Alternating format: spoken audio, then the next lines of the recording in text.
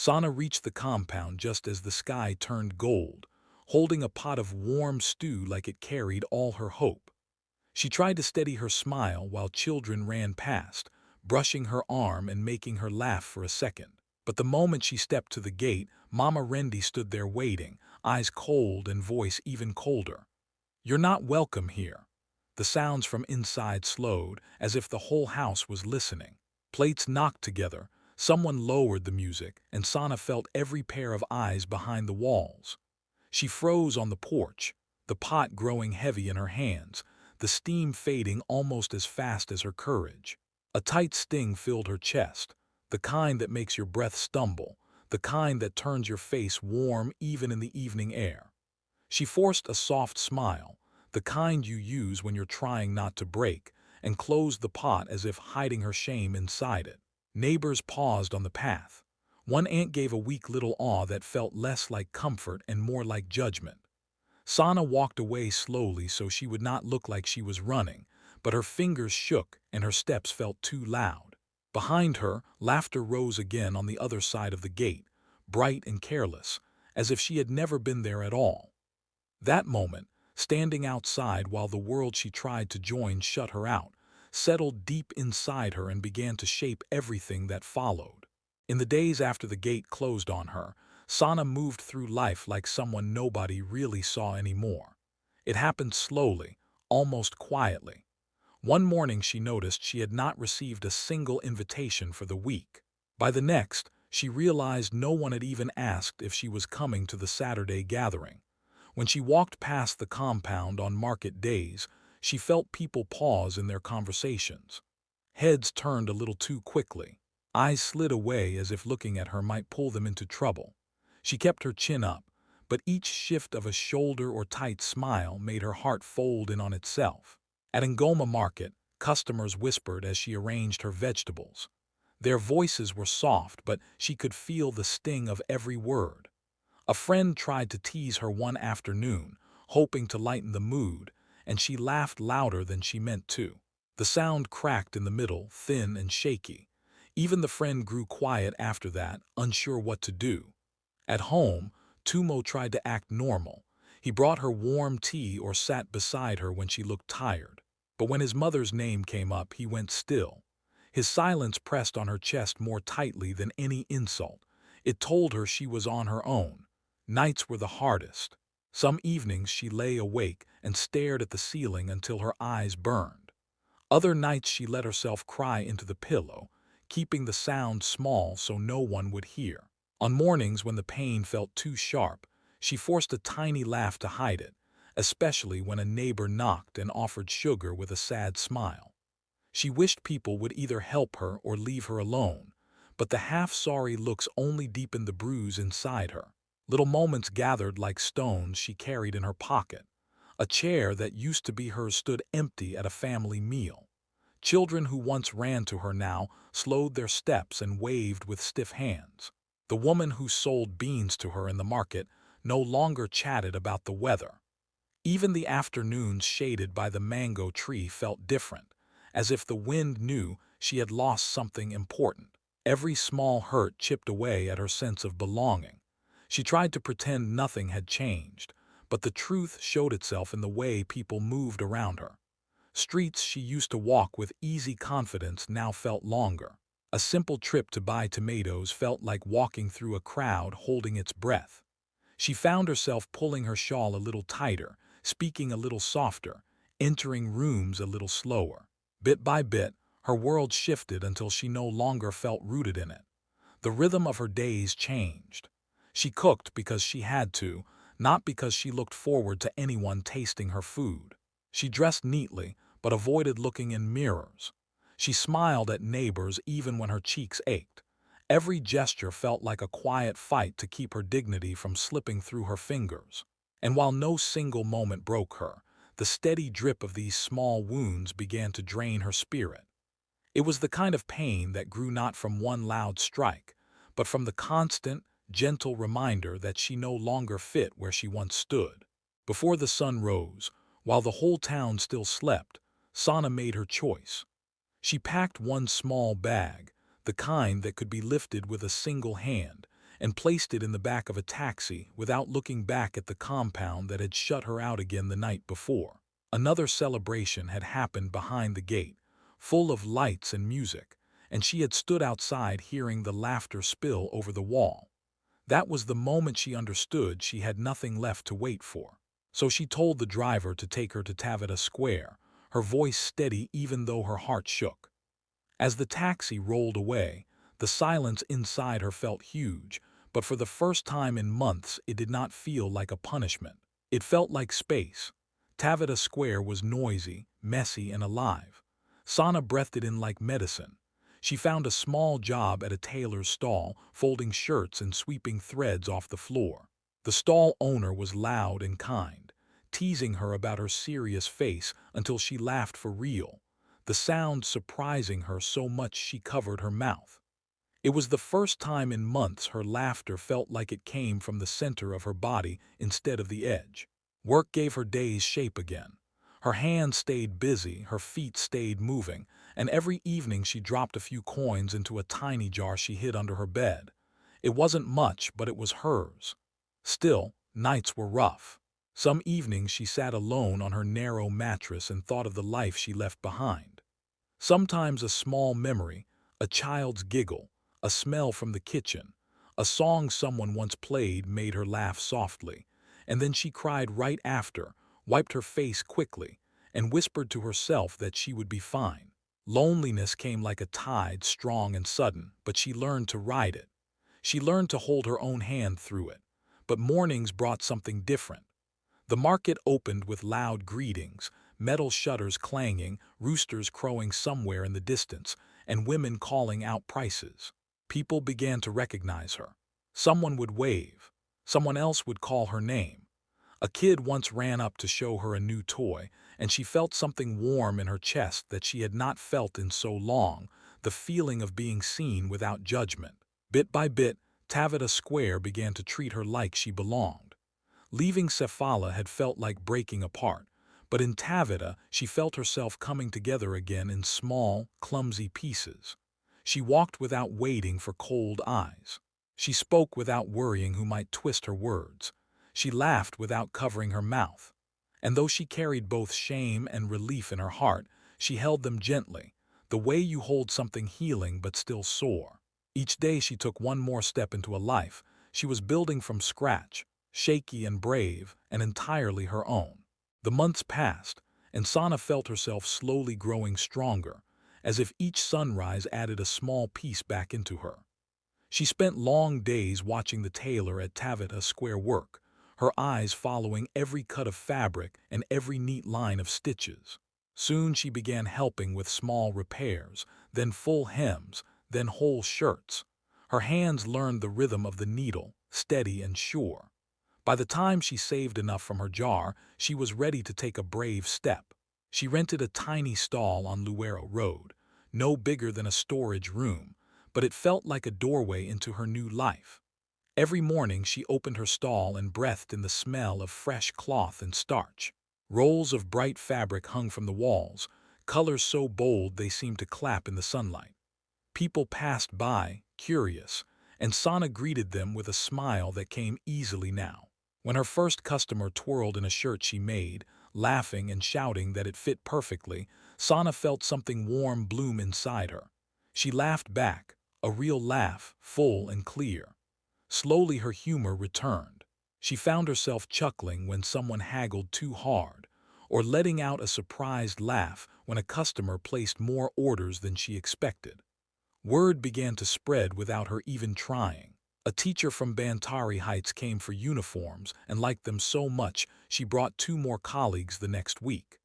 A radio host stopped by to fix a button, chatted with her, and left telling everyone that the woman on Luero Road had magic in her hands. People started calling her Sana the Tailor, a title that made her chest lift with quiet pride. Her jar at home grew heavier. Coins turned into notes, and notes turned into enough to rent a slightly bigger space. She bought better scissors, sharper needles, and a second table. Her stall slowly changed into a little shop, with folded shirts stacked neatly and customers sometimes lining up outside. The sounds around her became the music of her new world. Scissors snipping through cotton, machines humming low and steady, customers laughing as they tried on something she made. Even her own laughter sounded different now. It no longer broke in the middle. It came from deep inside, full and bright. Every sale felt like a small victory. Every compliment felt like a stitch repairing a part of her that had once been torn. She no longer carried the weight of the gate that closed on her, at least not in the same way. It became something distant, something that pushed her forward instead of pulling her down. In her shop she stood tall, surrounded by color and motion, by people who saw her for her work, her kindness, her spirit. Bit by bit, Sana built a life that noticed her. And this time, she knew she had sewn every part of it with her own hands. Sana's name began to travel long before she ever stepped near the compound again. It started quietly, almost by accident. Someone added her name to a list of people who donated school supplies for the children's drive. Another person mentioned that she hired local teens to help in her shop after school. Then a nurse from the small clinic said the new bench outside had been fixed by that tailor woman on Luero Road. Each mention seemed small on its own, but together they formed a new picture of her, one that spread through Cefala like warm wind. For the first time, people spoke her name with respect instead of pity, and the compound could not ignore it anymore. One afternoon, a cousin came to show wedding photos to the family. In between the pictures of decorations and dancing, she swiped to a bright image of Sana's shop, all colorful fabric and sunlight, with Sana laughing behind the counter.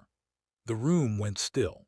The same aunt who once gave that half-hearted on now sighed in a different way, a sound heavy with guilt. Someone whispered, "She looks happy," and no one dared disagree. Even the children leaned in, curious about the woman they had once been told to avoid. Tumo felt the shift in the air more than anyone. He visited Mama Rendi with a folded paper in his hands, the one showing Sana's business registration, proof of her hard work. He placed it on the table without a word, letting the numbers and stamps speak for him. Mama Rendi held the paper with stiff fingers. Her eyes moved slowly across the lines, taking in each detail of the life Sana had built without her. Her face changed, not suddenly but like a curtain being pulled open inch by inch. There was confusion, pride she didn't want to admit, and something deeper too, regret that settled in the corners of her eyes. The compound began to talk in low tones. They wondered how Sana had managed so much on her own. They wondered why she never came back to ask for help. They wondered if they had misjudged her. For so long they had dismissed her absence as weakness, but now they were forced to see it as strength. Her name turned into a story, one that grew with every retelling. Some said she was successful, some said she was helping the town. All agreed she was doing far better than anyone expected. Mama Rendi heard all of it, and each new piece of news tugged at her thoughts. She remembered the day she shut the gate on Sana, the cold words she used, the humiliation she caused. For years she believed she had ended the story right there at the doorstep. Now she understood that Sana had simply walked through another door, one she hadn't noticed. The shift was slow, awkward, and heavy, but it was real. The woman they ignored had become someone impossible to overlook, and the guilt that once sat in Sana's chest now sat in theirs, especially in the heart of the woman who caused it. The afternoon was heavy with heat, the kind that made shirts cling and tempers rise. Mama Rendi walked through the market with firm steps, ready to show she still held power in the story she once controlled. But when she turned the corner and saw Sana's shop, bright and busy and full of customers, her steps slowed without her permission. She stood in front of the doorway, staring at the racks of colorful shirts and the neat rows of folded fabric. Sana looked up from her table, her hands steady, her face calm. There was no fear, no bitterness, only a quiet strength that made Mama Rendi's chest tighten. On the counter lay a slip of paper, left there by one of the young workers who helped Sana run the shop. It caught the sunlight and flashed like a warning. Mama Rendi reached for it, her fingers trembling slightly. When her eyes ran over the numbers, Real, solid proof of how well Sana had built her life. Her breath caught. The woman who had once dismissed her with cold words now saw, in plain ink, that Sana was earning more than anyone in the compound expected. Her practiced calm broke. Her lips parted. Her face shifted, piece by piece, from pride to shock to something close to shame. The market noticed. People stopped walking. A few leaned in. Someone let out a soft, nervous laugh, unsure what to do with the tension stretching through the air. Another person wiped their eyes, touched by the rawness of it all. It felt like the entire neighborhood had been waiting for this moment, the day the weight of Sana's pain landed on the person who caused it. Sana did not move with anger or triumph. She picked up a cup of tea and set it gently on the counter in front of Mama Rendi. No sharp words, no pointed reminders, just a simple gesture, soft and steady, as if offering peace without demanding anything in return.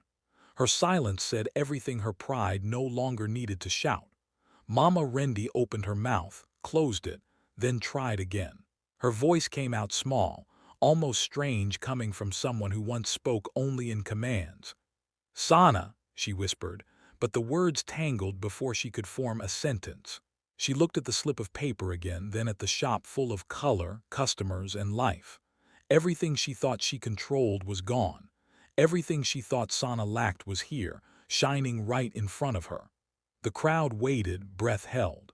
Sana finally met Mama Rendi's eyes, not with revenge but with a calm that made the older woman blink hard. For the first time, Mama Rendi seemed unsure of her place, unsure of her authority, unsure of the story she had forced on Sana. That uncertainty settled over her like a truth she could not escape. In that hot, crowded moment, the two women stood facing each other, one humbled, one healed. And the whole market felt the shift, the quiet turning point when the past loosened its grip and dignity chose its own victory. The days after the confrontation settled into a strange new rhythm, one where nothing changed loudly, yet everything shifted quietly. Mama Rendi began appearing in small, careful ways, as if testing the ground before taking each step. One morning she arrived at Sana's shop with a basket of fruit. She didn't explain why. She just placed it on the counter and stood there, waiting for a reaction. Sana thanked her politely, nothing more, nothing less. It wasn't forgiveness, but it wasn't rejection either. It was a door left slightly open.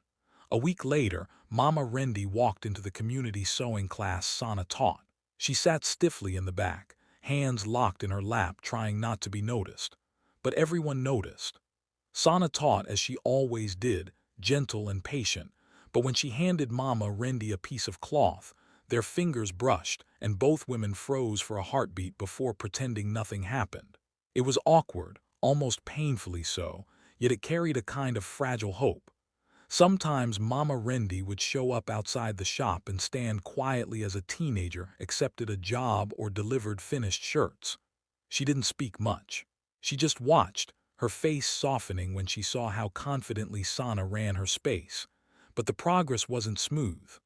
There were days Mama Rendi let an old habit slip out, a sharp remark, a moment of pride, a door closed a little too hard. Sana felt the sting each time, but she had grown steadier, and she no longer let those small cuts bleed her dry. Then came the surprises.